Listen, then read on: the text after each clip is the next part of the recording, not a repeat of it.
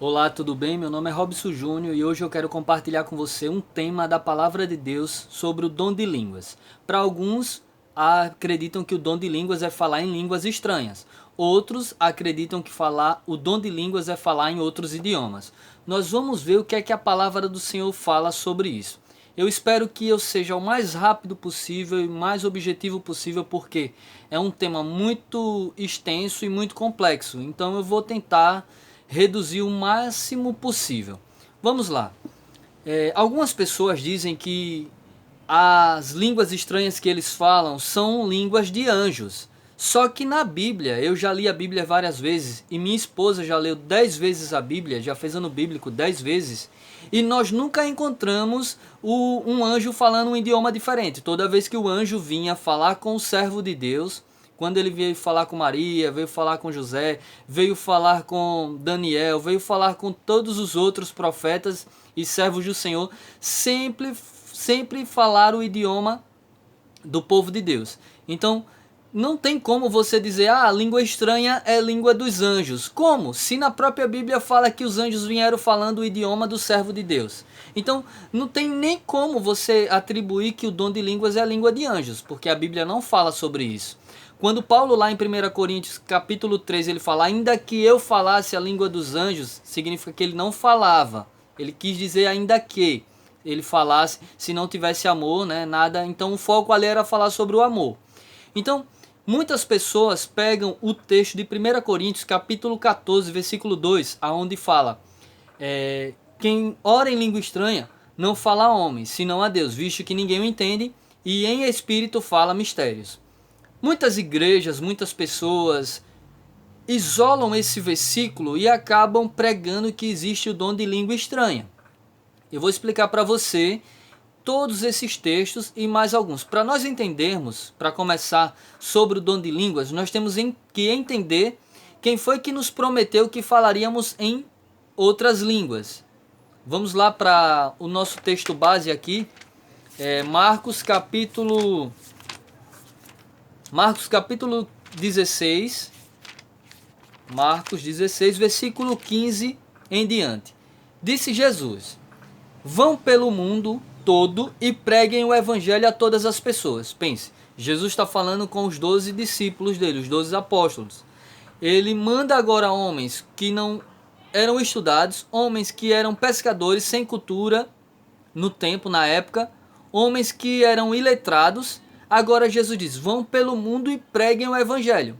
Se eu estivesse ali no lugar de Pedro, ele dizia, Senhor, mas eu não sei nem falar meu próprio idioma direito, como é que eu vou falar agora no mundo pregar o evangelho, se eu não conheço outros idiomas? Aí olha a promessa de Jesus.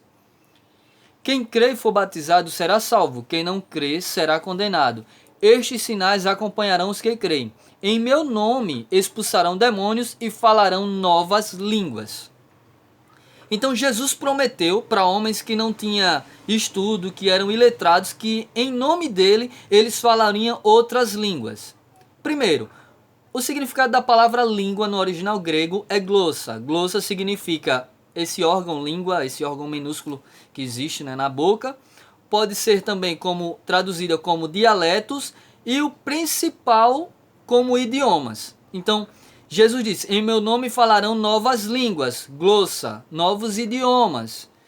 E a palavra novo que eu queria destacar aqui com você, quando Jesus diz, falará novas línguas, a palavra no grego novo, existe duas palavras. Para nós, algo novo é simplesmente novo. Por exemplo, eu vou ter um novo carro, uma nova casa, um novo filho, eu vou ter uma nova morada, eu vou ter novo é novo para nós, né? Não tem diferença nenhuma. Só que no grego, a palavra novo, existe duas palavras para diferenciar o que significa novo. Por exemplo, existe a palavra kainos, que é novo existente, existe a palavra neos, que é novo que não existe.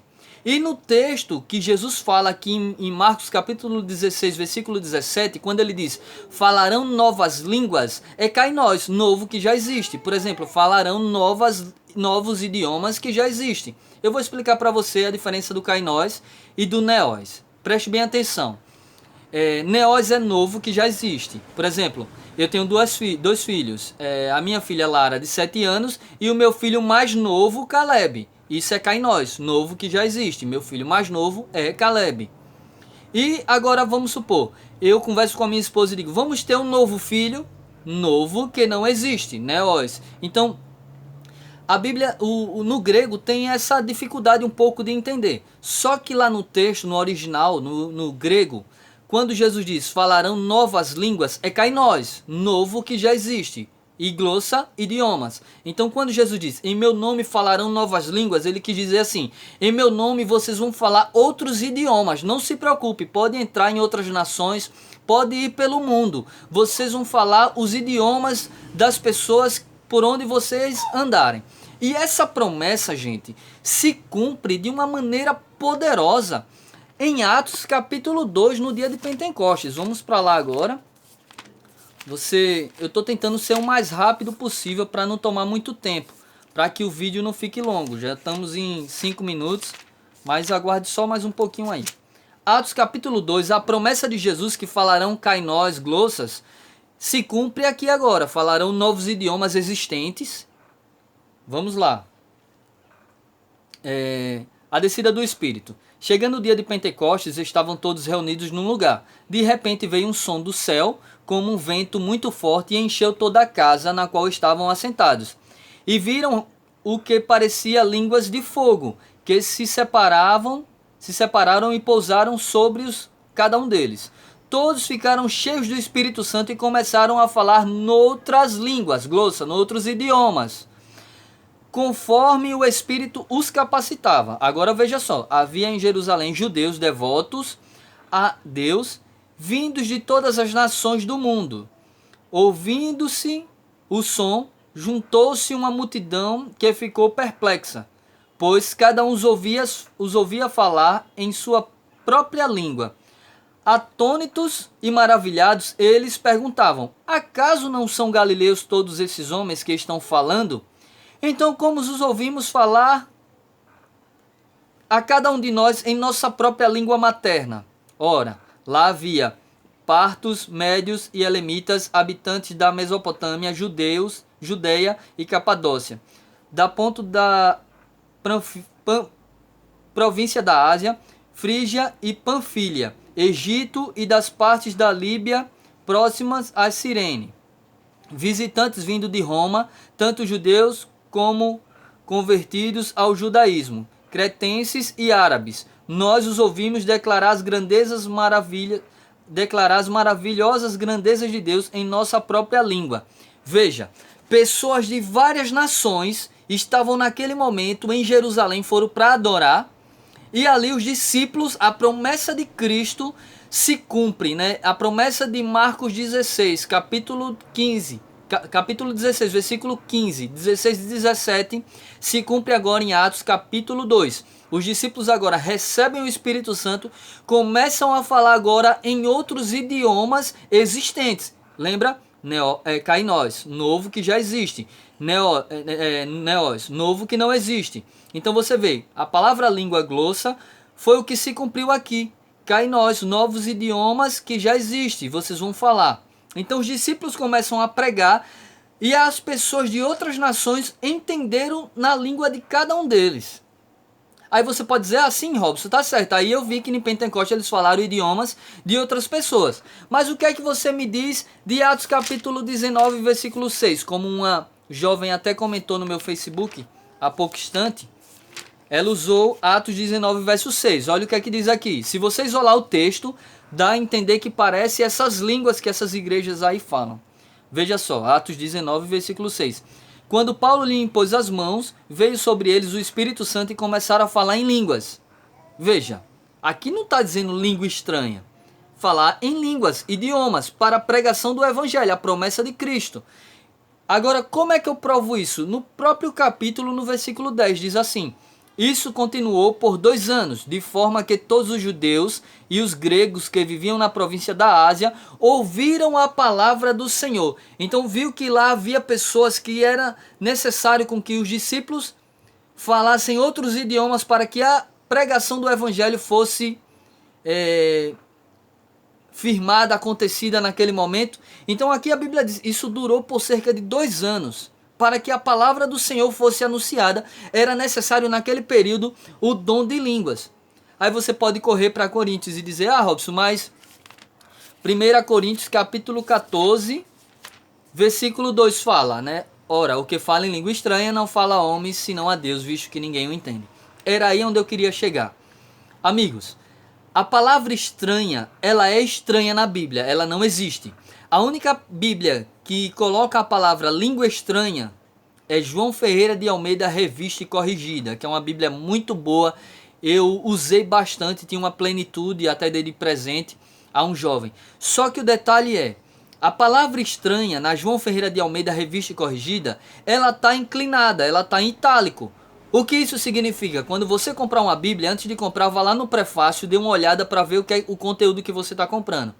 Na João Ferreira de Almeida, Revista e Corrigida, no prefácio diz assim: era costume dos tradutores indicar pelo tipo itálico toda e qualquer palavra que precisasse ser inserida no texto para dar uma interpretação de acordo com a crença deles.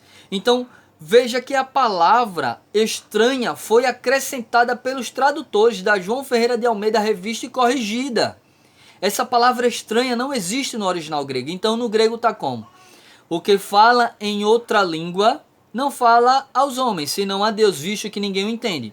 Só que a palavra língua, como eu já falei para você, glossa, significa especificamente idiomas. Então, vamos lá, ler o texto de novo. Aqui diz assim: pois quem fala em uma língua ou outro idioma não fala aos homens, visto que ninguém entende. De fato, está falando em mistérios.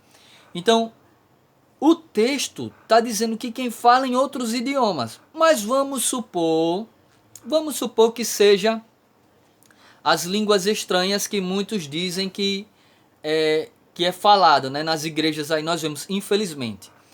Aí aqui diz, pois quem fala em uma língua desconhecida ou estranha, não fala a homens, visto que ninguém o entende, né? Em espírito fala de mistérios. Mas não fala a homens, fala a Deus. Veja que aqui diz, não fala aos homens, fala a Deus. Só que veja uma suposta contradição no versículo 9. Veja que no versículo 2 ele diz que quem fala em línguas estranhas não fala aos homens, fala a Deus. Veja que agora, no versículo 9, a quem realmente ele está falando. Assim acontece com vocês.